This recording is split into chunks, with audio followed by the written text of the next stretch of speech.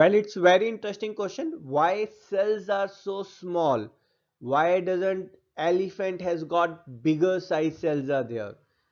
Right? The answer for this is we have seen जो आपका organisms के जो different functions हैं, respiration, nutrition, all these functions takes place inside the cell. And when these functions are taking place, there will be an exchange of gases, exchange of material will be there, right? For respiration, cell will need oxygen and it needs to give out carbon dioxide, and all this exchange of gases and material will take place only through the surface.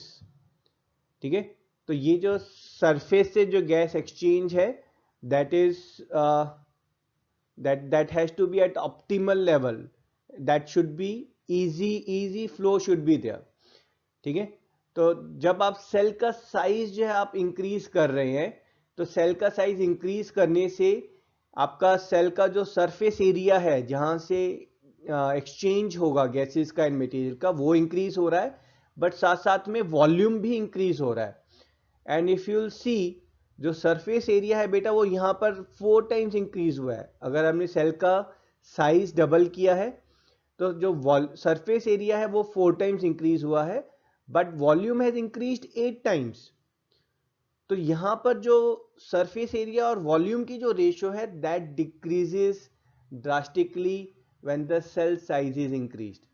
तो cell size increase करने से per unit of cell जो surface area है वो reduce हो जाता है, and that efficiency is lost, है ना.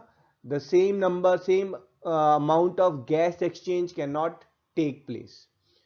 So we'll say that with the increase in the cell size, the ratio of cell surface to volume reduces, and thus sufficient gas exchange cannot take place. And for that one particular reason, the cell size remains small.